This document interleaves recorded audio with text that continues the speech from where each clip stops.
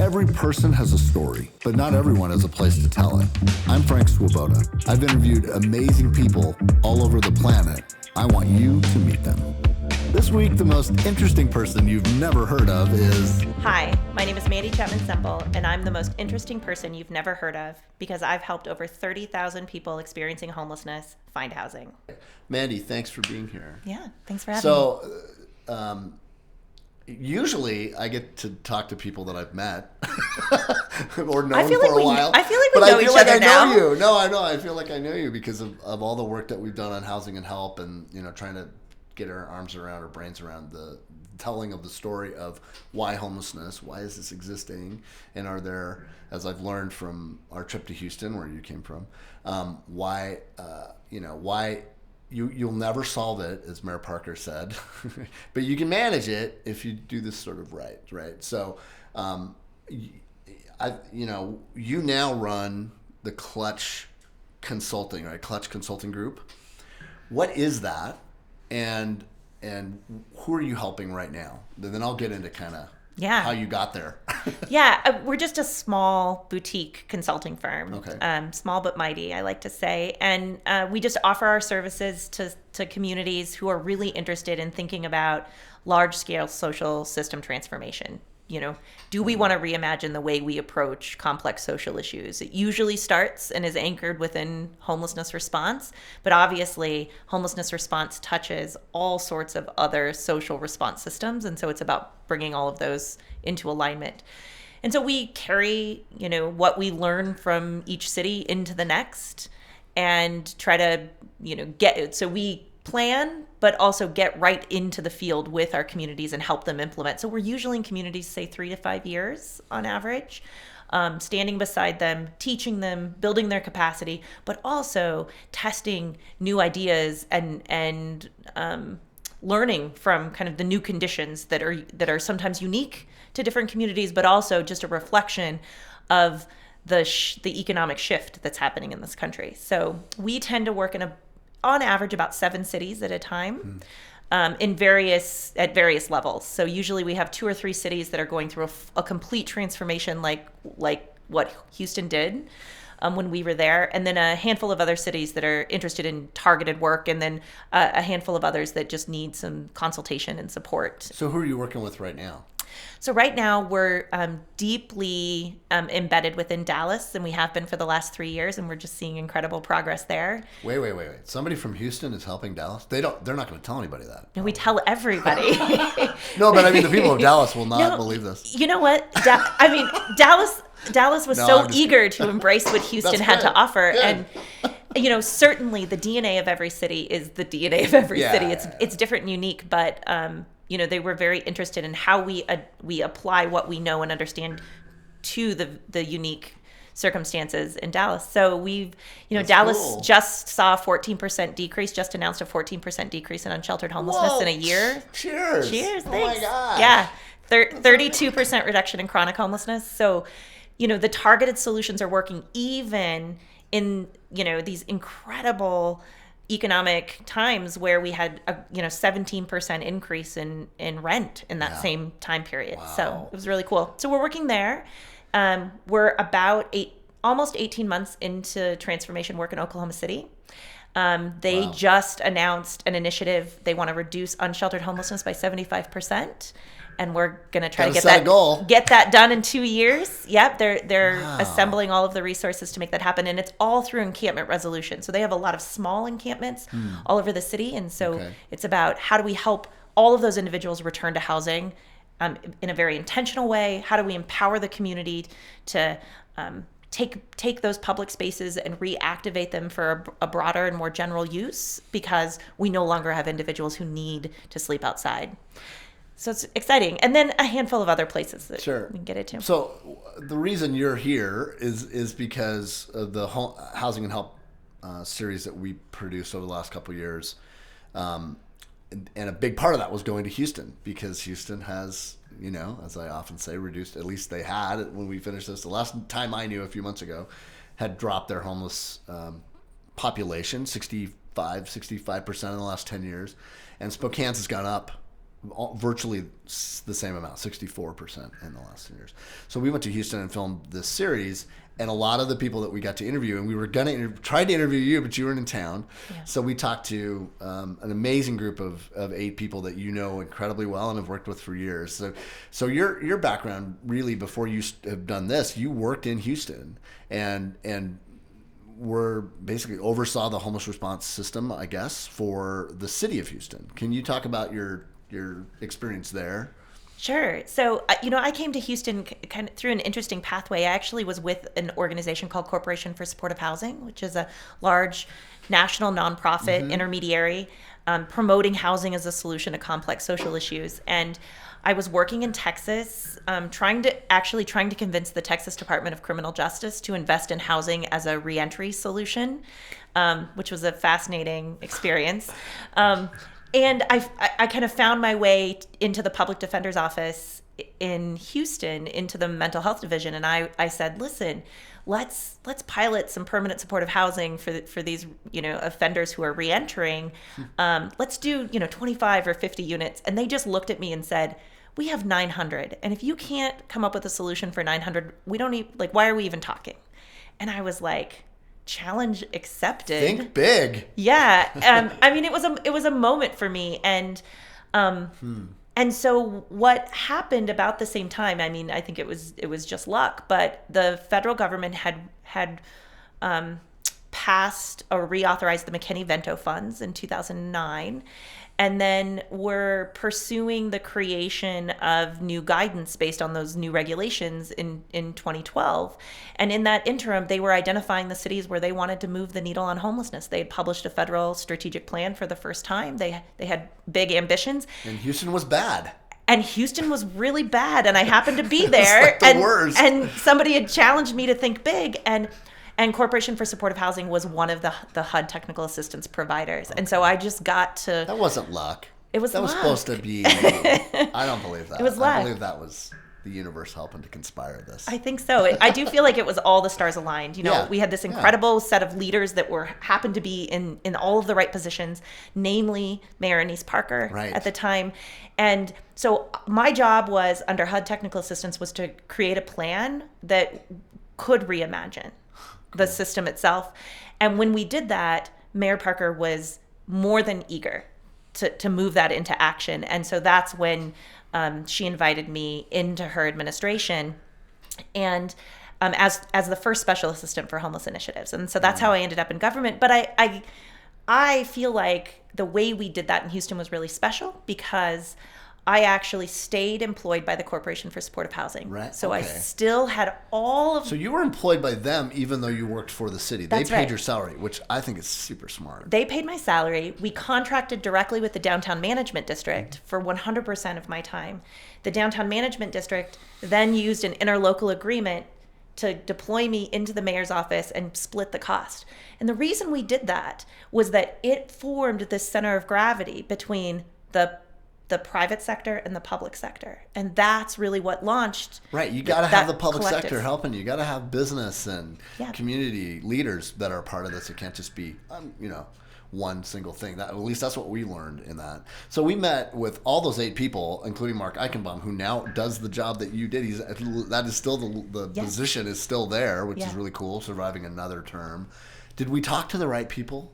Absolutely. Okay, seriously, I'm asking. Oh, absolutely. I think that you talk to old and new, which is even more exciting. Some of those folks were there from the very beginning, just like I was. And others came into it later in the process and even more recently. But I think it's a testament to the plan and the model that we put in place, and the ability for that to transcend both transition of elected leadership and the transition of the people that naturally occurs in these types of positions. So it's great. So going back, I did a little research. So you did your undergrad at Kansas State. I did. And then from there you got your master's in public health, I'm guessing, or something like that. Yes. That at Tulane. Yeah. Which I spent a week in Tulane at Tulane once. Really? I actually lived in the dorms. That's we were filming awesome. We were filming in New Orleans for a Katrina thing, and the only place we could they housed us. It was a tour group thing, and so we were all housed with them, and we kind of were embedded. And so, best crepe shop in the world. There's a great little crepe shop, and I'll never forget that at Tulane. It's badass. It was really good. So you know what's funny is that the School of Public Health and the graduate stuff is not on campus. It's downtown. So you never got to So experience that I never place. hung out on campus. Interestingly enough, I'm more of a Tulane, whatever, a green waver. That's than right. you are. Than I am. I mean, I was like embedded with the medical school and the hospitals and the public health side of things. So, but you also then ran a shelter. I did. So that's the thing I think is super cool, because we've learned a lot about shelters, and we got a shelter here. And when we talked to Jessica Preheim at the Coalition for the Homeless in Houston, man, if there was a moment where she lit up and got like fired up, it was, shelters are so expensive. They're just so expensive. Don't do a shelter. Whatever you are, don't do a shelter. And yet here in Spokane, we have a shelter right now with 300 people shoved in it without running water. I mean, maybe it does today, but it hadn't for a good portion of time. And it's really not solving anything in my mind.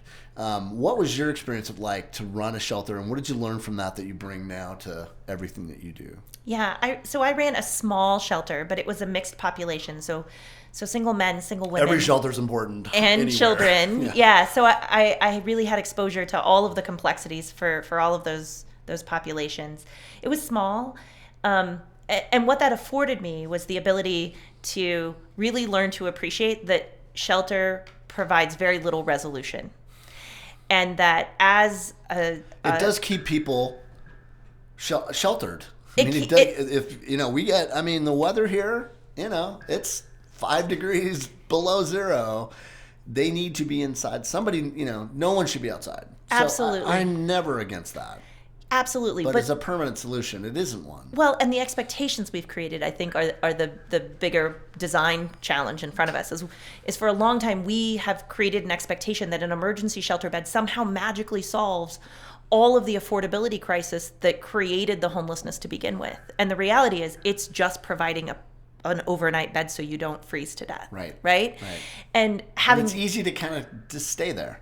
Absolutely. To say, well, you're in shelter, everything should be fine now. The body is stable. I'm good. I'm out of here. But being the person responsible for the resolution of those individuals' lives, what we found ourselves in more often inside shelter is creating these false timelines for people. Like, figure something out in this timeline because we need to turn your bed over for the next person.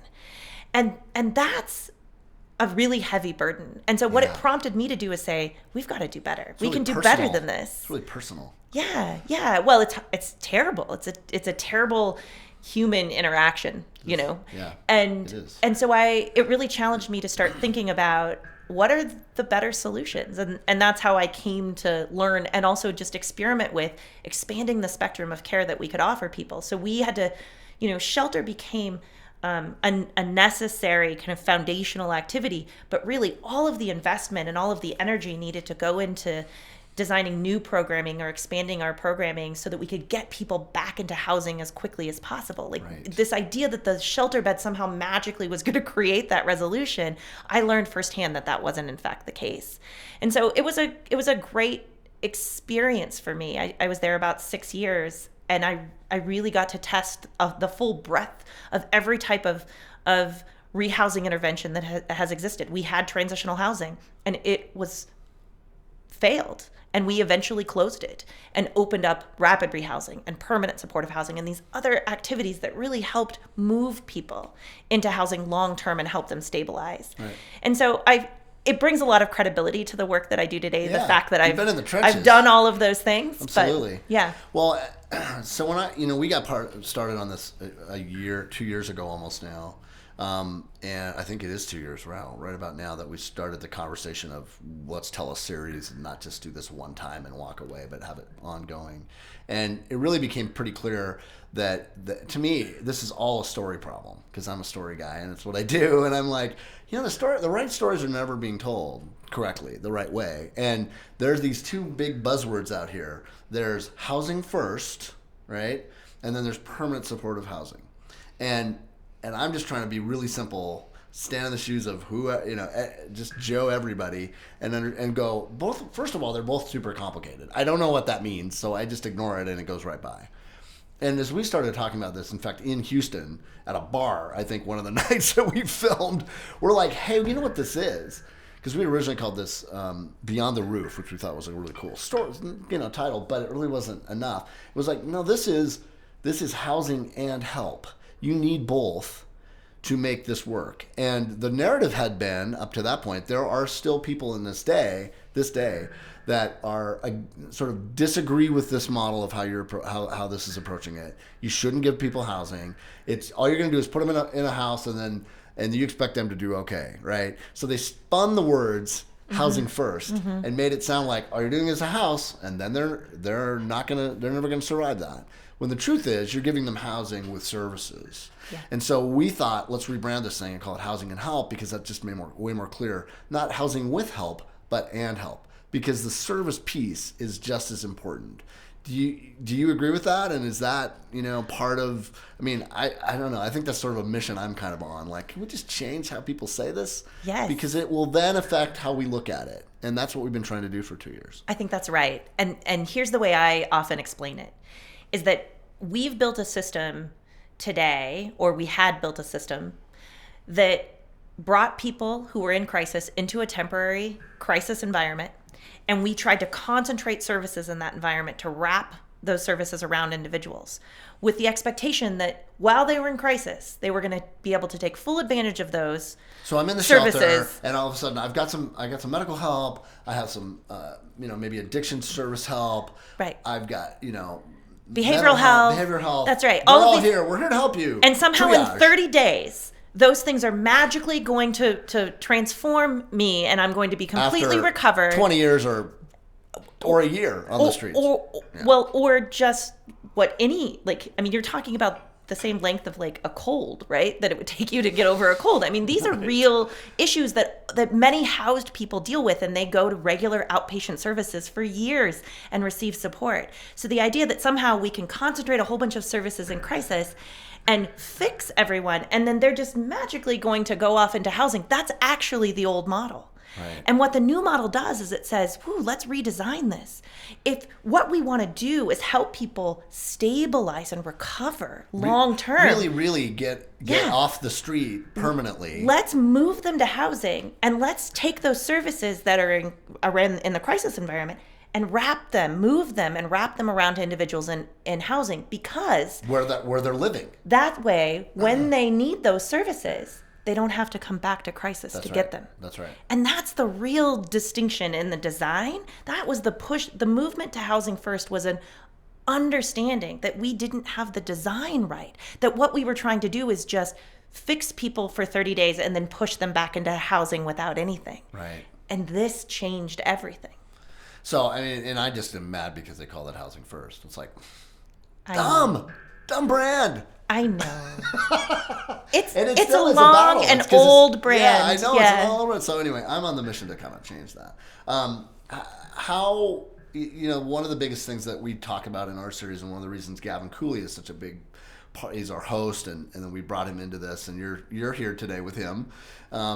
You're in Spokane. Why are you here? Maybe talk through that, and I'll tell you how my experience with Gavin and how he got connected. But really, I asked Gavin to be a part of this this series because I thought it was really important to focus on some common ground that everybody can stand on, whether you're right, or left, conservative, progressive, wherever you are on the issue. Whether you that money is a common ground thing. It's something we all understand. Something we all kind of care about, and the reality that we learned in Houston, and honestly did not know until we got to Houston, till 𝙤𝙤𝙪'𝙫𝙬 from Search, one of the homeless groups there that does work on the ground with the people that are on the street, said, if you house somebody in Houston, if somebody's on the street in Houston, this was a year ago or two, it was a year ago, the cost that all of us as taxpayers pay is $96,000 a year. If that person is housed with services, it's $17,000. And that was the moment it was like, oh, this is the argument, and why I wanted Gavin as a former CFO, right, who understands money, to explain to us this is not cost effective. We are, by doing nothing, spending 5 times more than we should. And that's why I thought that was important. And now here you are, a year later, this series has kind of helped spawn bringing a lot of people together in that model, and we'll talk about it a little bit. But Gavin has now taken that baton, right? And along with Teresa Sanders, who former city manager, I believe, or worked for the city at a really high level, not city manager, but worked for the mayor's office, and Rick Romero, who ran utilities there. The three of them on their own, not paid, volunteering, they're all retired, have decided, hey, we're going to take the baton of this series where everybody is really kind of paying attention. And that means that at least to start with the municipalities. And I want to ask you why that's important. But from what I understand, 19 of the 20 municipalities that serve this area, from the city to the city of Spokane Valley to Liberty Lake to all the areas around the county and the city, have signed an agreement of some kind, which I'm asking what that is, to join in a regional effort the way Houston has, rather than take the dollars that are existing right now that kind of are not coordinated and help coordinate how dollars get spent to solve the problem. Is that right? And where am I wrong? and what are you here to do this week? Yeah, no, I think you're right. The lesson of Houston is that it takes the entire village. And the way that village comes together in every other city across the country looks a little different depending on its unique makeup and circumstance. So here in the Spokane region, you're talking about a pretty substantial number of municipalities, each with independent authorities. And there needed to be a way to really ask the question, can we all come together and operate from one playbook? Can we create a structure that really institutionalizes that practice? And I think that's the question that's been asked of the community. And as you stated, I think the community has kind of overwhelmingly come back and said, this is really worth considering. We really want to continue to push in this direction. I heard last week that there is not, maybe certainly in the last 20 years, maybe the last 50 years, there's never been anything that all 19 of the 20 have ever agreed on. Really, I don't think there's ever been any initiative that many of these, municipalities have sort of agreed, yeah, we want to do this. So what are they agreeing to? So what they're agreeing to... What do you hope they agree to? I think what they're agreeing to at this point is to genuinely lean in and explore together, moving in a direction of creating a regional authority where all of the resources could be coordinated from a single place under a single playbook. And that exploration involves thinking through exactly what the legal structure of that is, what's the authority that is granted, what are the resources that move into that space. And I think one of the things that is real on this particular issue is that there's no single set of resources that are just for homelessness, right? Homelessness involves many of the other sectors that we've already mentioned. It involves healthcare and behavioral health and employment and safety, public safety response. And so we can't just round up all the resources from those systems and put them into a regional authority. But what we can do is start to be much more intentional with the way in which we do that. And how do we carve out those resources to fully maximize and utilize those resources to produce a resolution to the homeless crisis, rather than just a management strategy of the status quo. And I think that's really the commitment on the part of these folks. And what I do is just provide some I've been there, done that. Advice. Don't do this. I saw that it didn't work. Yeah, that's huge. Yeah, insights from other communities. So cool that they brought you in. Yeah, it's great. But what is awesome is that I don't know this community in depth. And so you have all of these incredibly talented local individuals who know the community inside and out, and so can take what I can offer and really consider that and apply it through the lens of Spokane. But they're at the table together. They're like, okay, we're listening. That's never been done. That's right. Yeah. There's not 19 of 20 municipalities. It's not Liberty Lake and Cheney and those smaller, areas, groups. It is 19 of the 20 elected officials in the city of Spokane, the city of Spokane Valley, and the county. Yeah. Which is enough. Like those 19 of 20 are agreeing to sit at the table and talk about this. So I know you haven't been here. You just got here. This is my first time. The first stop is Corner Booth Media. I think that is so smart of you to do. Anyway, no, I'm just honored that you're here first. And tomorrow you're going to spend a bunch of time, right, with all these guys. But you've done some research and you've looked at numbers and you've looked at Spokane. What have you found about Spokane that you're going to bring tomorrow to this meeting? Well, I think it's What less. have you learned? Yeah, I mean, I don't know that I would be in a position to necessarily, provide kind of conclusive analysis. You're here to right? learn, right? Okay. I think more of my responsibility is to bring insights from outside of this space and to also react and reflect to what's being considered and to support that.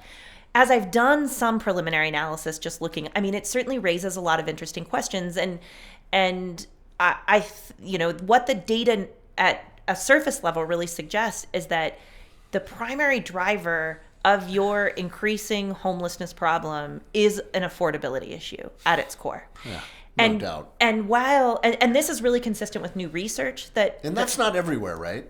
No, that is really consistent with new national level research that basically indicates a couple of things that I think are really important. So that it's really the structural problems in the housing market that's the primary driver of homelessness across the country. And they know that because when you look at communities with some of the highest rates of homelessness, if the actual drivers were some of the other things that folks tend to consider, which is mental health and behavior, substance use issues and poverty, you would then, in the communities that have the highest rates of homelessness, you would see higher rates of all of those things. And what the new research has shown us is that, in fact, that's not the case. In many of the places that have the highest rates per capita, you're seeing lower rates of poverty, really, behavioral health, and substance use disorders. And what that really points to then, and then what they did is they went and looked at additional research that examined affordability in those communities. And what they found is that the highest rates of per capita homelessness were also associated with some of the most substantial changes in affordability.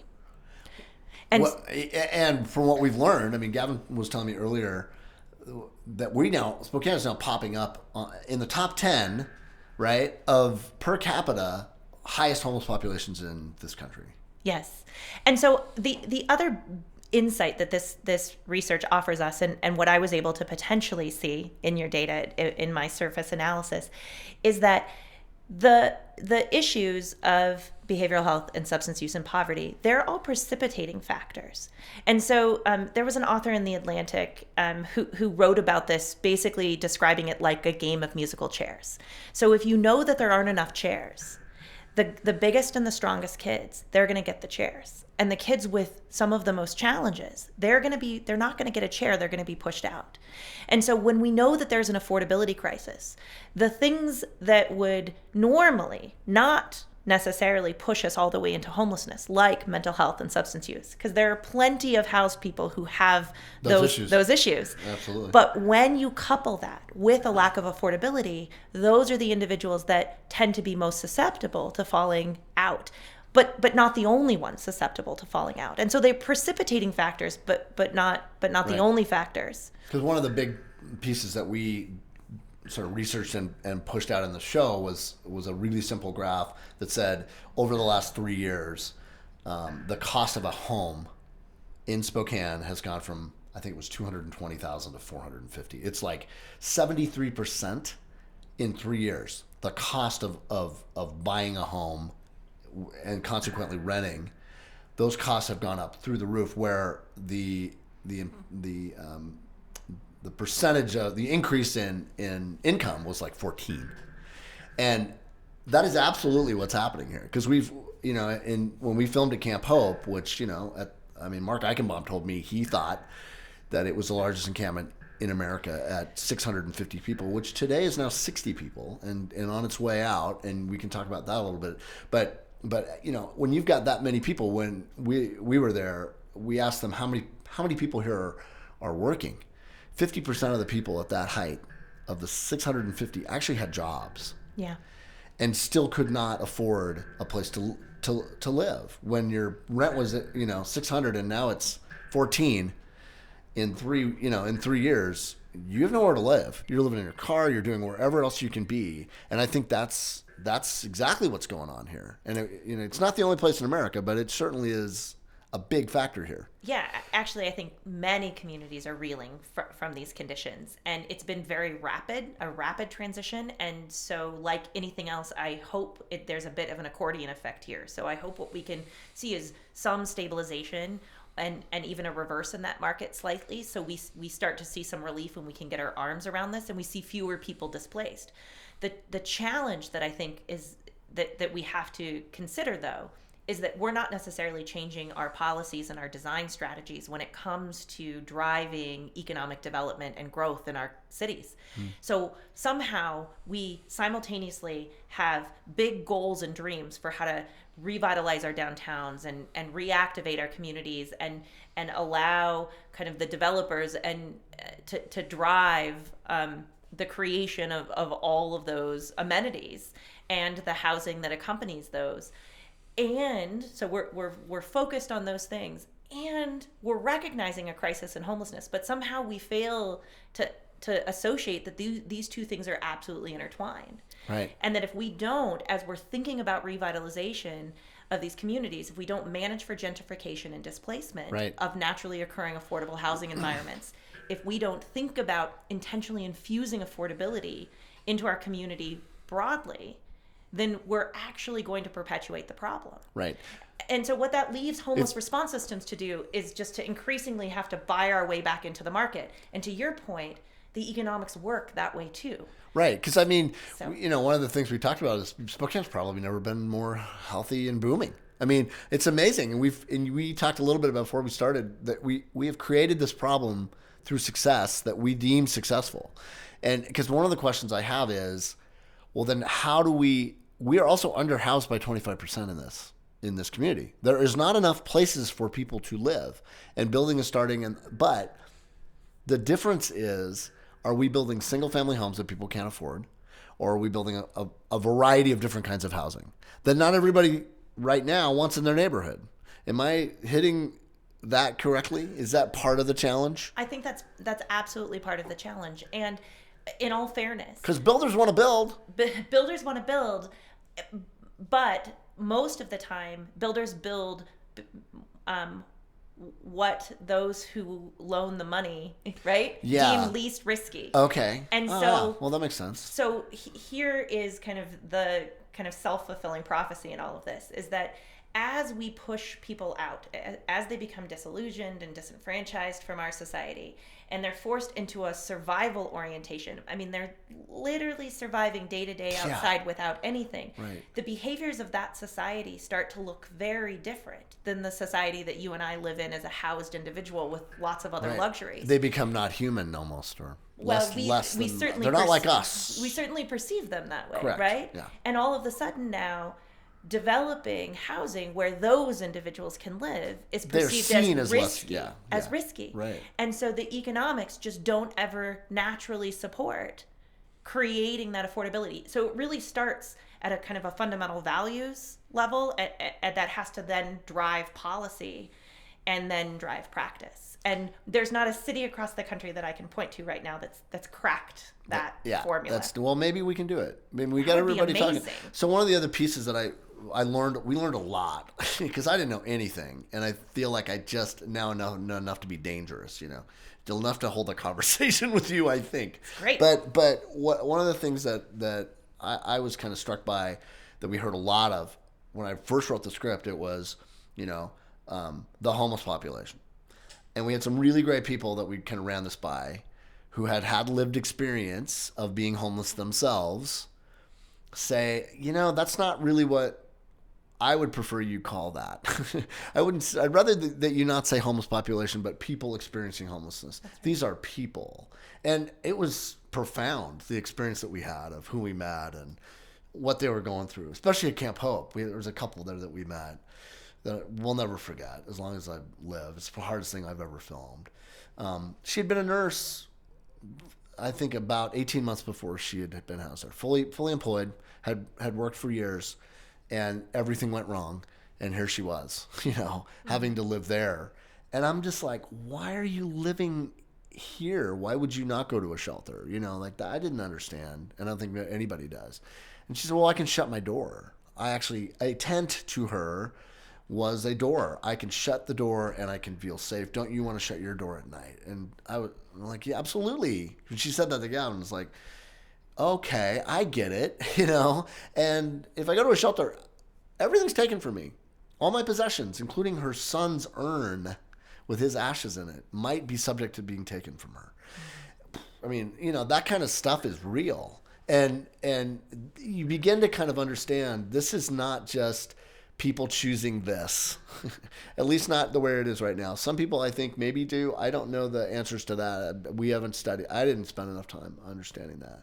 But the reality of, the dignity that is needed and being lost there, wasn't lost on us, Yeah. And now, thankfully, we think because of the series, I mean, Julie told us that those people are now housed and they're doing well and they're in permanent supportive housing with services. Fantastic. Yeah, it's great. It's a great accomplishment. But that still, is the problem of sort of affordability, and there isn't housing. There just isn't. Well, and what do you do in the meantime? The hard truth in all of this is that, as we build systems that can be responsive to the condition of homelessness, and we can remedy that state of homelessness, these systems are not remedying poverty, right? These individuals, Correct. in large part, while in permanent supportive housing, now we are ensuring they have a place to live. And it's not rendering behavioral health or mental health. Well, I think we can do a lot there to bring services and wrap those Yes, services for around sure. those individuals. And you are. Yeah, absolutely. But these individuals still fall below the poverty level, and they still could not afford to live without that subsidized housing. Right. And that is just a central truth in all of this. We either have to decide that we're going to invest in that.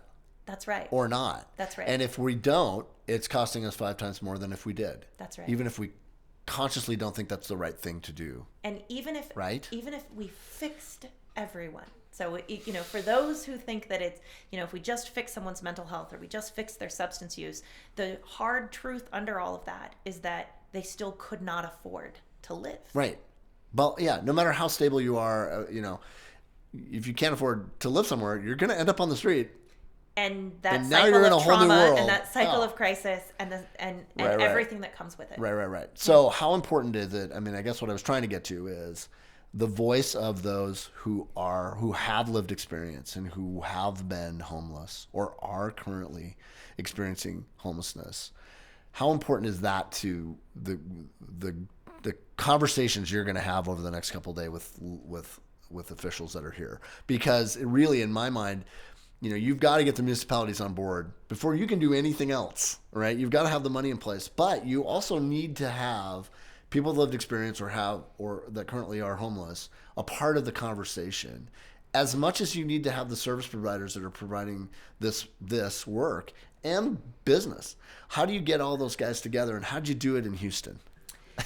There's an easy question. Well, not all at once. I mean, I think part of this becomes a way. But those are the players, am I right? Those are the players, okay. And it becomes a way of doing business, a way of doing business continuously, which is we set up structures that allow and engage all of those voices in very intentional ways at all of the exact right level, so that those voices can have power and can drive action. And I think that's a really important feature here, right? So there, when we start talking about the voice of lived expertise, I think it first starts by saying... Ooh, lived expertise. I like that. Yeah, so... That's really true. It starts by saying that voice as a constituent has to be as powerful as the voice of the housed. Yeah. And so it's like, we start there. Good. But then when it comes to the homeless response system itself, it's really about... that lived expertise is not necessarily in, complex governance across governmental jurisdictions. Right. That lived expertise is really in how we deliver services. Okay. It's in what those individuals need. And so it's how do we infuse that voice in those implementation spaces? And that's not yet in the process. That's right. We're not there yet. That's right. Step one is what you're at right now. And Right. what is step one? How do you explain that to people that are curious? I think the best way is that there is a broad community conversation that's taking place. And like any community conversation, it's going to happen in different pockets with a different mix of stakeholders, including those who are experiencing homelessness themselves. Yep.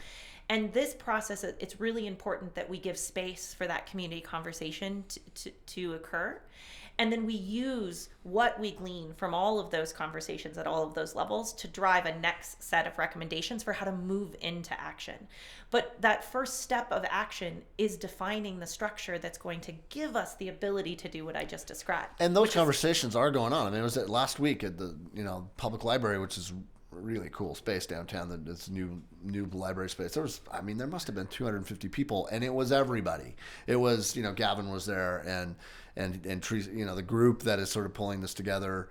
But there were a lot of elected officials there. There were a lot of people experiencing homelessness there. There were people from all the service providers. Business was there. I mean, I've never seen a collection of that many people.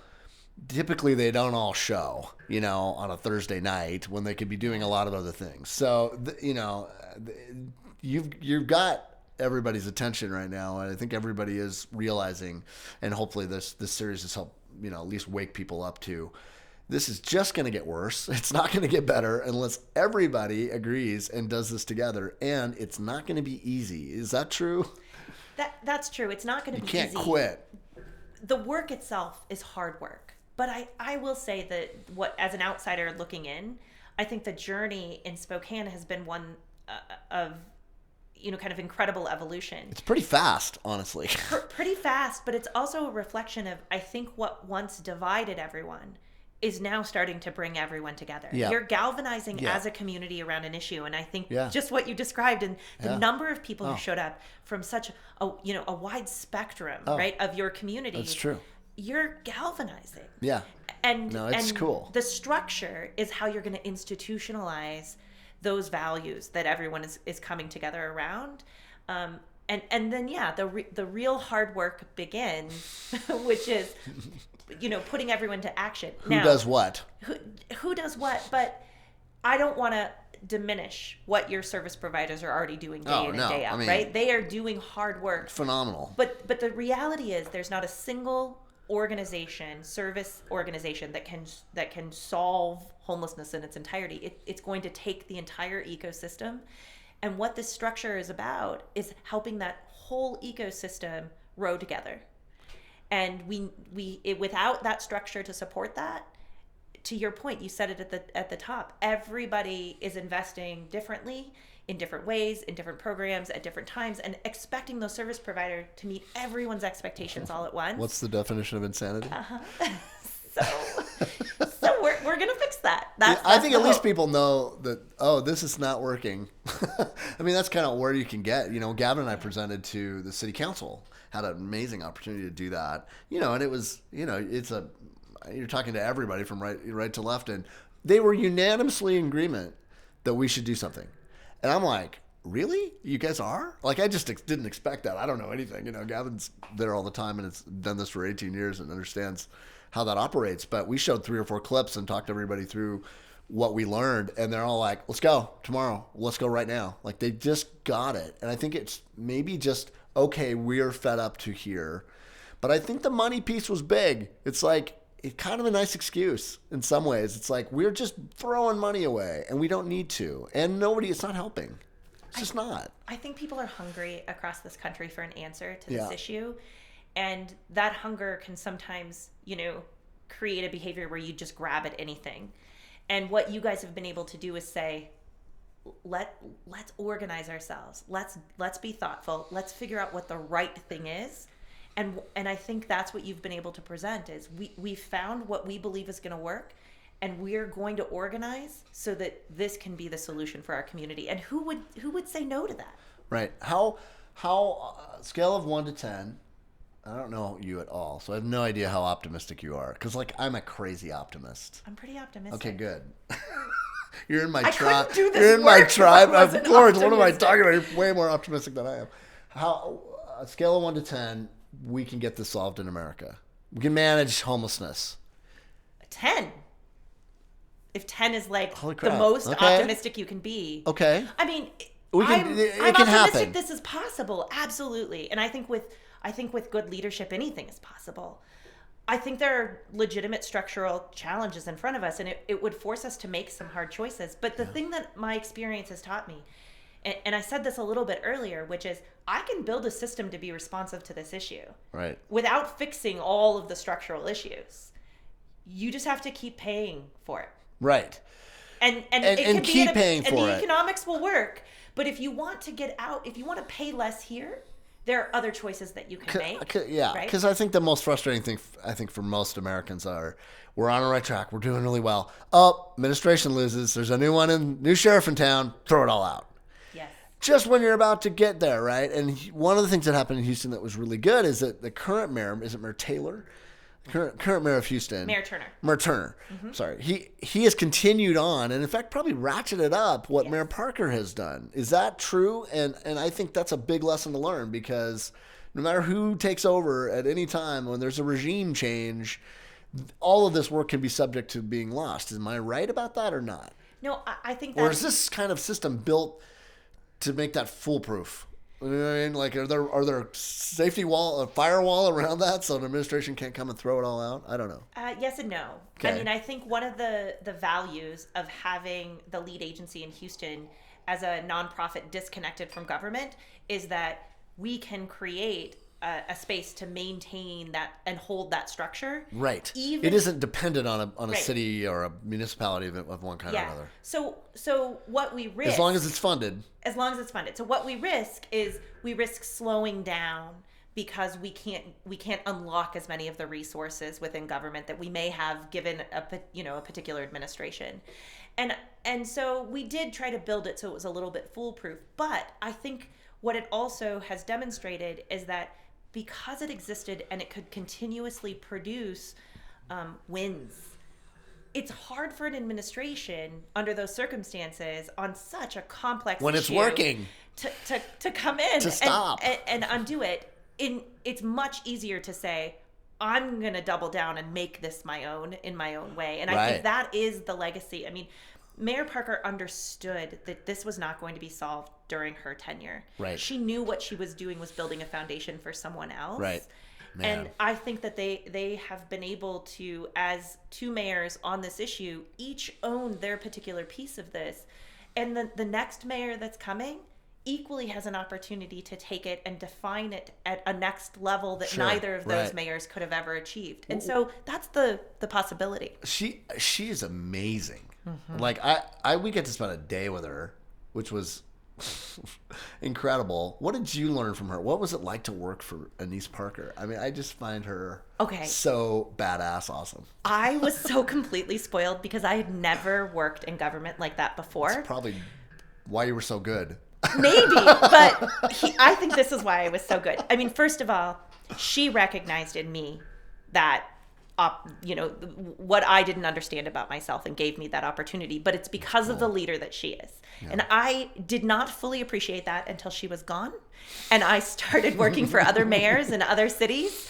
And I was like, oh, she was really different and really special. Right. So what I learned from her, what she did, and I'll never forget this, I came in kind of in my first week on the job and I was like, okay, so should we meet and I'm going to walk you through the plan? And she said, no, I hired you. Here's my political capital. Go make this happen.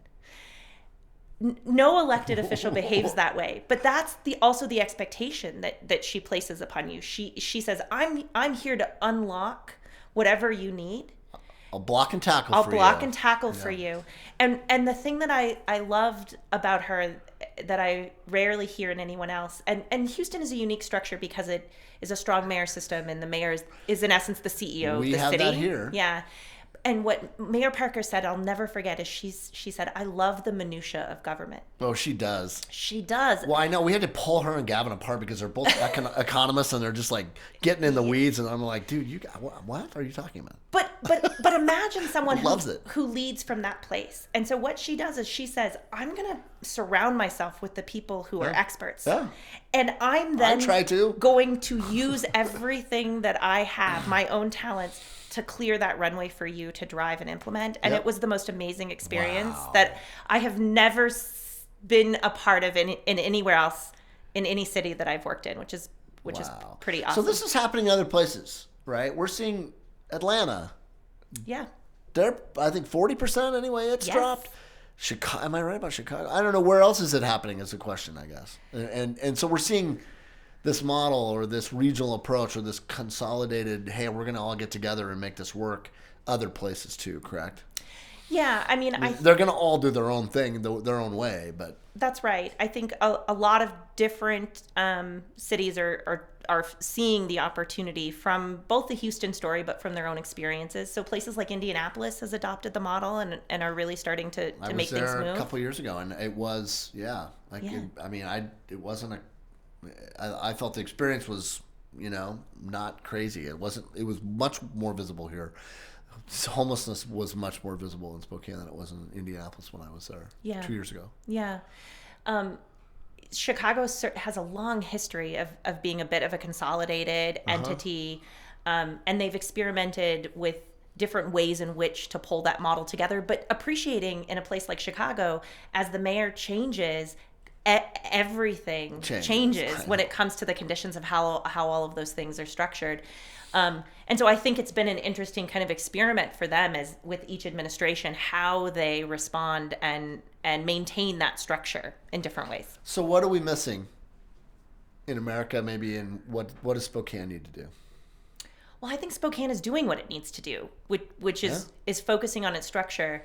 I think there's a second part of this conversation that has to come pretty quickly, which is setting a vision and some prioritization for action, because governance is really important and setting up this structure, but it takes time to go through these things. And the reality is, and what we did in Houston, is that we didn't wait on that structure to be fully implemented before we started acting toward those larger goals. And we started setting priorities so that we could be targeted and focused. And it was really those things happening in parallel that helped us build a stronger system. And really validate that structure. It also took everything out of theory and put it into the practical and practice. And there's something just really powerful in that. Yeah, triage all the time. Well, yeah, and let's be honest, the service providers themselves, their jobs day to day are to be interacting with clients.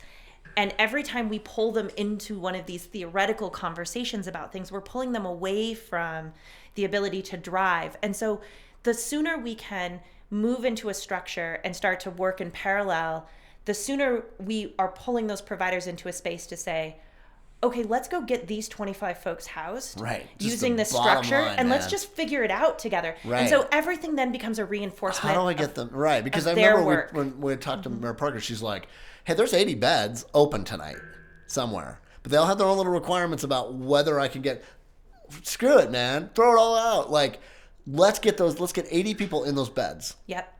You guys kind of focused there, didn't you? We did. Kind of like, let's go. We did. And what Mayor Parker never fully understood is that the way we did that is we were like, how about you just take 10 of those beds and do this different for the next week and see how that works. And they come back and they're like, hey, that worked pretty good. And we're like, why don't we do some more? How about another week? And but because you're meeting on a cycle like that, you can move people pretty quickly. Wow. Yeah. It just kept building. Yeah. But imagine, had she made the public statement, oh, we're going to take those 80 beds, it would have become a fight, right? It would she just sort of said, we got to make that happen. No. She was just like, and I was like, got it. Yeah. But we used a change management strategy, and we used that structure to move people. And we created space to listen. So as those providers said, ooh, we're really nervous, we're uncomfortable, we said, okay, tell us what makes you uncomfortable. What can we do to help you move through that? Oh, it's too much to do all 80 at once? Well, let's try 10. It's like, it really is about working in coordination and creating space for disagreement, but a commitment to act one way or the other and to learn together. And, we'll make a decision to go one direction, and if it doesn't prove to be what this half of the room thinks it is, and it's actually what the other half of the room, then we'll change course. But we're going to find out in 7 days. And we're going to have the ability to make those decisions and the authority to do it. Yeah, exactly. That's really the key. And that's where the regional authority. Try it, screw up, go the other way, but at least make a decision. That's right. Fail fast. Fail fast. Yeah, that's really okay. I really have 2 questions left. I could talk to you forever. This is so Likewise. cool. Thanks for doing this. we got to have more housing. We have to have a lot of different kinds of housing. What do we do? Because there are restrictions on what builders can build.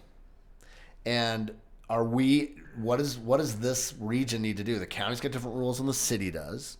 There's a huge amount of housing being built in Idaho, just over the border, 30 miles away. That's not being built here. Why is it not being built here? Are there too many restrictions on that? Does there need to be some kind of just big, bold, in the 1940s, people came back from war, and there weren't houses in this town. And, they made like it or not, good or bad, ramifications maybe, but the entire neighborhood, 𝙤𝙦 Park, got built overnight with a lot of these little post-war houses that housed a ton of people. It was a crisis then. We're in a similar situation here. Is there something bold that just needs to happen on the building front? Initiatives that have to happen, and I'm talking everything from affordable housing in apartment-like stuff, every kind of sort of housing, but also, if it needs to come down to a tiny home situation. I've seen a few in Seattle that work really well with services on the site. Does it have to be every kind? What do you do there? Well, I think you need a good spectrum of housing. And they need to be affordable, or people can't afford. They can't. You're still going to be on the street. That's right. You need a good spectrum of housing. You need different types of housing environments. I have real mixed feelings about the tiny home movement, and I just want to say it's a mobile home. We've had a history in this country of having mobile homes, and there's a reason why we did when we did in this country, because they responded to an affordability need in the 70s and 80s in a way that was very powerful. And so I think it, kind of circling all the way back to... It's not permanent enough for you. Maybe. No, I'm fine with... The tiny home movement for me is more about the unwillingness of people to accept that in every neighborhood, right? If it's such a great solution, then every neighborhood should have it. Should have it. Right. And if you don't like a mobile home park, you actually don't love tiny homes. You love tiny homes when they're out of town in a village or in a super urban area that everyone can go. Right. Or they're a handful of, and they're a boutique model that isn't necessarily this, if you can't put them in every neighborhood, it's not a scalable solution. It doesn't solve your problem. So it comes back to your our very first episode, our economist that was in the conversation with us, the professor from Eastern, his whole comment was, you really have to have, your homeless population has to be dispersed, not all in one enclosed area, and they need to be, you have to have all kinds of housing for them in every neighborhood, all over. And it's not just homeless people, right? It's people who would live at lower income levels. It's a socioeconomic issue that has to be considered in the way we build across the city. So we need a bold strategy. But if you look at the 40s, the reason why we were all willing to do what you just described is that we had, as an entire country, right, we had just come off of rations. Yeah, right? We had all had a shared experience. There was a more of a level playing field than there ever had been before. Yeah. And far fewer haves and have-nots. Right. And everybody was struggling, really. That is not the moment that we are in this country. And so we need to get back to a place where community can accept that this is what it's going to take for us to have a healthy community. And the role that government plays in that is a complex one, given where things are today. Socioeconomically, there's a huge divide here. There's a huge divide not there in the of 40s. Haves and have-nots. And all of the haves don't necessarily feel like they have to give in to accommodate the have-nots. And so until you're really willing to grapple with that issue...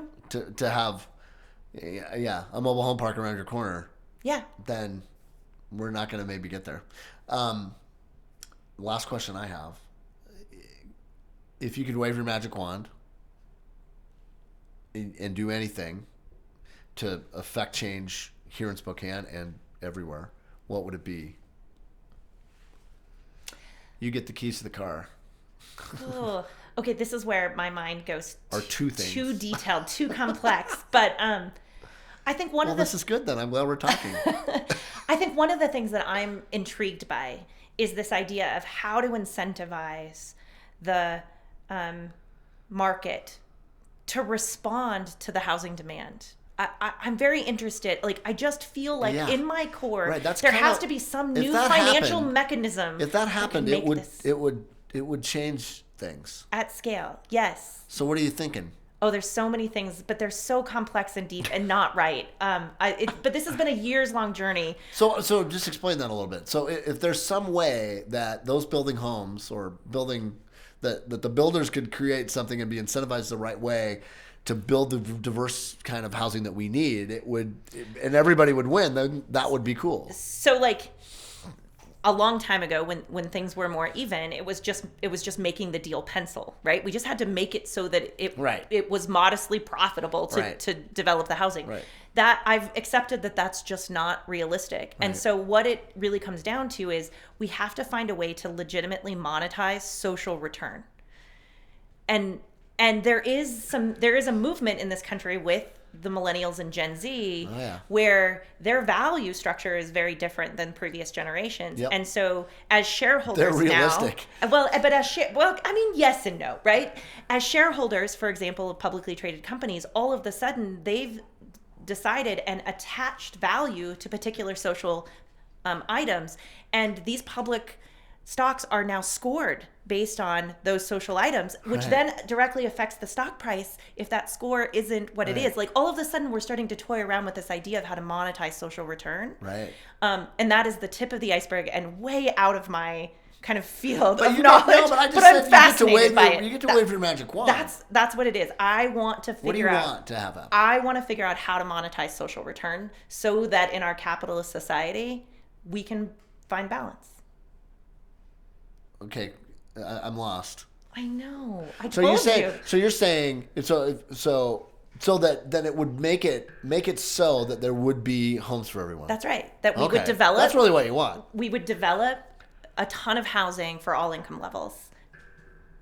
Because I believe you don't have the economics work. You don't always have to figure. I mean, you do have to figure everything out. But to start, you have to just say what you want to have happen. You have to plant a seed. Yeah. You do. You have to say it and then hope that the universe comes and helps you figure it out. And let it happen, right? Yeah. So what you're really saying is if we had housing that was affordable for everybody in this region, which we had 10 years ago, there would be less people experiencing homelessness. Yep. I think so too. I mean, that's really the root of it. It's really the root of it. And then behind that, I want to keep and we want people to be healthy redesigning and happy. systems so that all of those pieces are connected and that those in a people really are healthy powerful and happy, way. that they have housing and help. That's right. If I had a magic wand, that's what I would do. All the housing we need, and then I'd go redesign every system so that it all connected and worked beautifully. Thank for being here. Thanks for having me. Yeah. Really go get them tomorrow. Good luck. This probably won't come out for like a few weeks, so when it does come out, people will go, that was cool. She got to be there first. That was great. Yeah, good luck with everybody. It's a great community. You're going to love everybody here. Yeah. Yeah. I already do. No, I mean, really, it's if anybody can do it, we can do it. I believe that. Yeah. Wholeheartedly. All right. Cheers. Cheers. The MIP podcast was filmed at the studio of Corner Booth Media. Please sure to like, subscribe, and follow us on social media. You can also listen to us on Spotify, Apple Music, and anywhere podcasts can be found. We'd love it if you'd rate, review, and subscribe to help our podcast grow. Be good to yourself and stay interesting.